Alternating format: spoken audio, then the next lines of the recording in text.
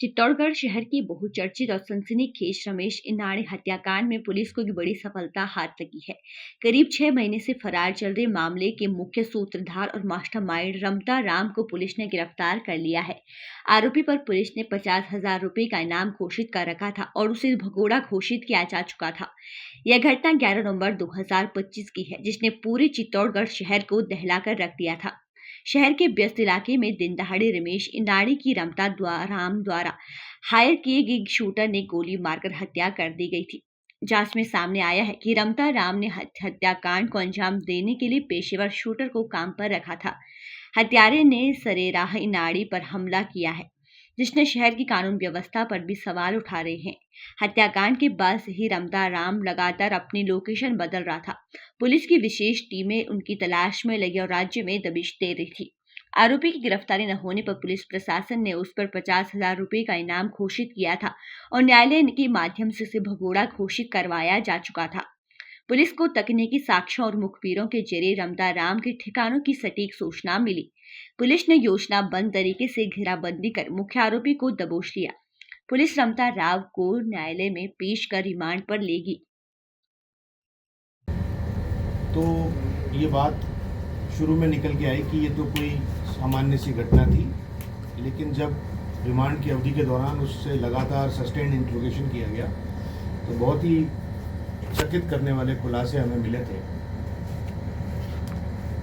जिस दिन आपको याद होगा कि जब श्री इनानी की बॉडी को उनके परिवारजन लेकर आए थे और उन्होंने एक यहाँ पर छोटा सा आंदोलन भी किया था और ये कहा था कि श्री इनानी का एक पारिवारिक विवाद चल रहा है ज़मीन को लेकर। उस ज़मीन में जो लाभान्वित होने वाले व्यक्ति हैं वो यहाँ पर जो राम द्वारा है उसके जो अधिकृत अधिकारी हैं श्री रमता राम, उनको भी तत्काल अरेस्ट किया जाना चाहिए। ये उस भीड़ में और वहाँ के लोगों ने हम पे बहुत दबाव डाला था।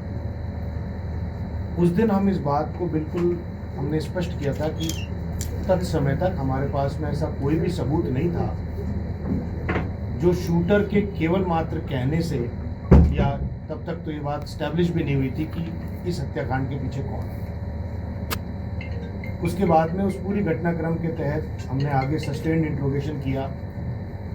धीरे धीरे हमने एक एक कड़ी को सुलझाने का प्रयास किया और डिजिटल साक्ष्य और इस घड़ी को जब हमने और खोजा तो हमने पाया कि सन 2023 में भी एक ऐसा अटेम्प्ट श्री इनानी के ऊपर हुआ था और खोजा तो उस ज़मीन से संबंधित जिसकी इस घटनाक्रम में बात चली थी, ये लगभग 20 साल पुराना ज़मीनी विवाद भी था जो श्री इनानी और तत्समय राम द्वारा के जो अधिकृत अधिकारी थे श्री रमता राम उनके बीच में ये चीज़ चल रही थी।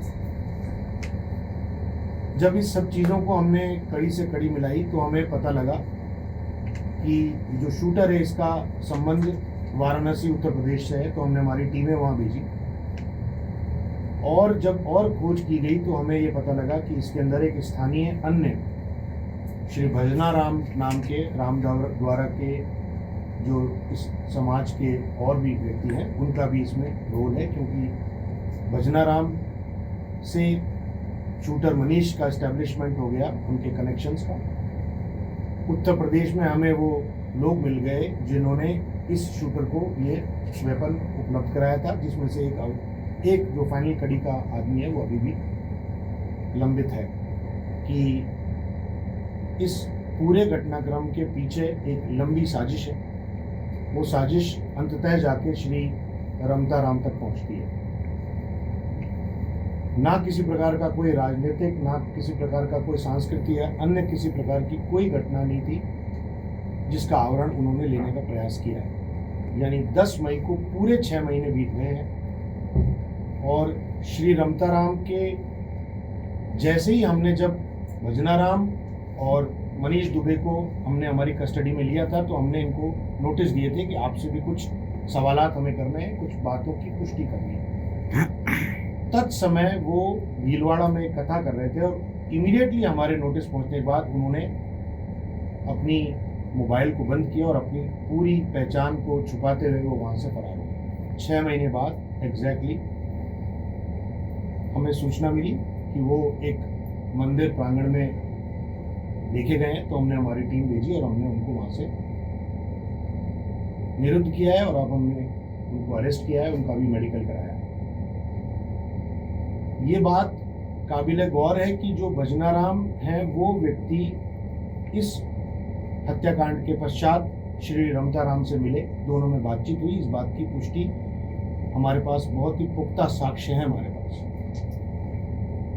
विगत 2 सालों के घटनाक्रम और उससे रिलेटेड सारे साक्ष्य सबूत, डिजिटल साक्ष्य, इसके अलावा हमारे पास में लिखित कई लोगों के हमारे पास में सूचनाएं आई, उसकी हमने पुष्टि की।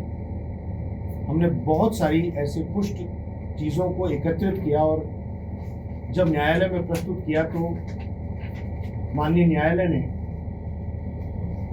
हमारी बात को समझा और किसी भी प्रकार की कोई भी बेल नहीं दी।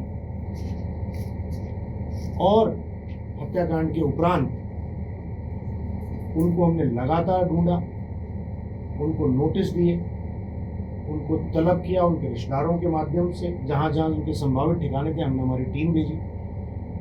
हमने गुजरात, मध्य प्रदेश, यहाँ तक कि दक्षिण भारत में भी हमारे पास में ये सूचना थी कि वो कांचीपुरम जैसी जगह पे हो सकते हैं, तो वहाँ तक भी हमारी टीमें गई।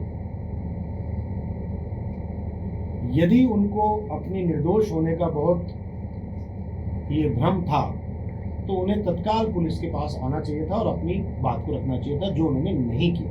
कृत्य करने के पश्चात उन्होंने छुपने का, भागने का और कानून से दूरी बनाने का संपूर्ण प्रयास किया, जो ये सिद्ध करता है कि इनकी संलिप्तता इस पूरे प्रकरण में पूरी तरह थी। ये मेंस रीएस्टैब्लिश होता है कि उस जमीन के एकाधिकार को लेकर कहीं ना कहीं इस हत्या को अंजाम दिया गया।